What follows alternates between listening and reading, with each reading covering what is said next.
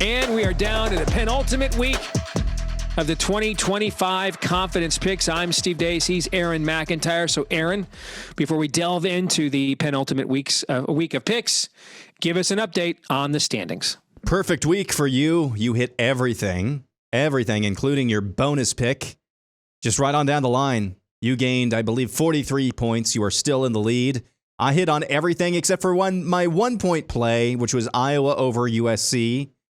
So you only gained a point on me this week. I did hit my bonus. Despite a perfect record, I gained 1 point. Yeah, a perfect record. I think that was the first perfect record we've had this season so far. I hit on my bonus pick of Iowa +7 over USC going into this next week of play. All right, so let's get to it. We've got one more week where we have buys. Indiana and Purdue have the week off. And the next week, everybody's back for rivalry week. We've got a ton of big games. And then, of course, it's all over. So I'm putting everything on Ohio State over Rutgers, but I also think you will not see Ohio State unload the clip here. I think it's just get out of here alive. Ryan Day and Greg Schiano are very good friends too, so I don't think that they'll run up the score, but I don't think at any point in time Rutgers is a threat to win this game.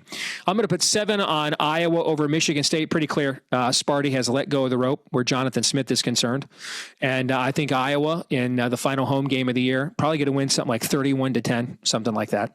I'm going to go Illinois for 6 points over the Badgers in Wisconsin.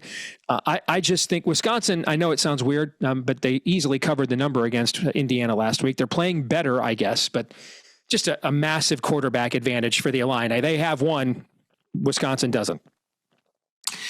Another game where I think there is a look-ahead letdown factor, and even if there's not, Michigan just has not built up margin against these kinds of teams this entire season. All right. I'll put 5 points on Michigan because the best unit on the field is the Michigan defense. But I think you're probably looking at another slugfest, and you'll see that here reflected in my bonus pick in a moment. The big game of the week, not just in our league, but all of college football, game day going to be there as well. I'm going to take Oregon at home over USC, but I'm only putting 4 points on the game. I'm going to take 3 points on Penn State over Nebraska. I have no idea how much Penn State cares. If they do, this is still a pretty difficult environment for Nebraska. I'm going to say they care enough to get the win, but just to hedge a bit, I'm only putting 3 on it. My 2 point game, given the history and the injuries Washington still has, I'm going to put 2 on Washington over UCLA. And then my 1 point game, Minnesota in a slight upset. Yes, Northwestern is favored, but I think this might be one of those lose the same game twice. That was such a crushing loss. I was there. I mean, I watched the Northwestern players themselves coming off the field.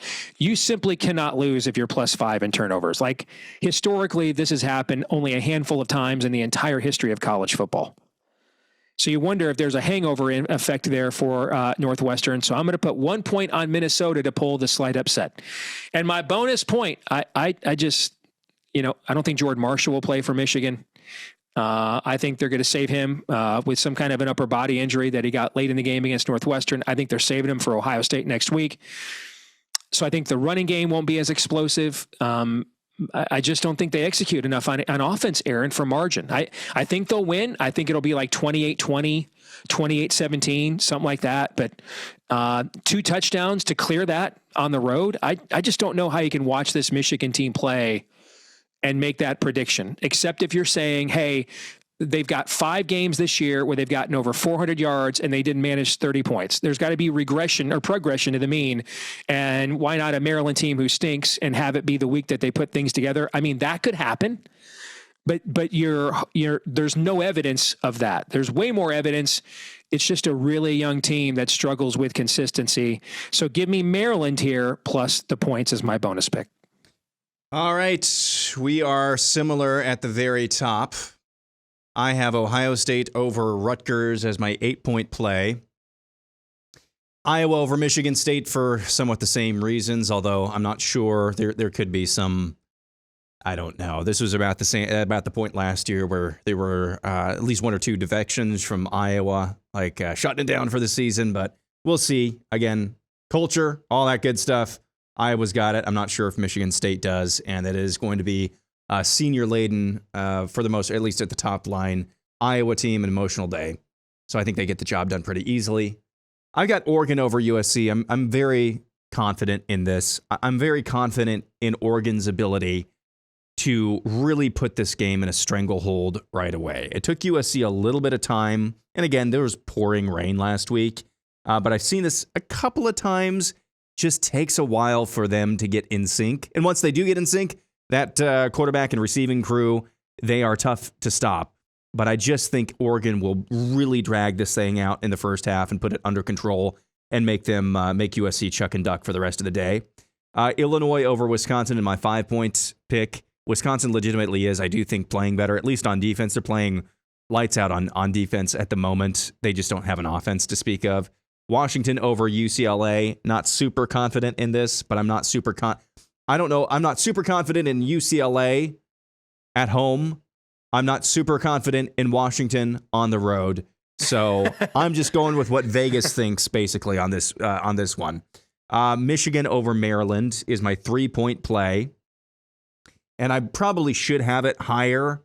Yeah, I'm trying. Bonus. Yes, I'm trying to hedge one way or another. All right, that makes sense too. Yeah, okay. But I mean, we need some variance because I got to catch up here. I've only got limited opportunities to do so.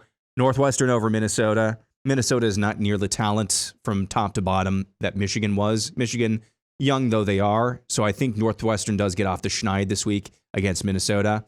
In my 1-point pick, I've got Penn State over Nebraska, though I could see this going really either way. More of a coin flip than the 9.5, 10-point odds they've got going on there.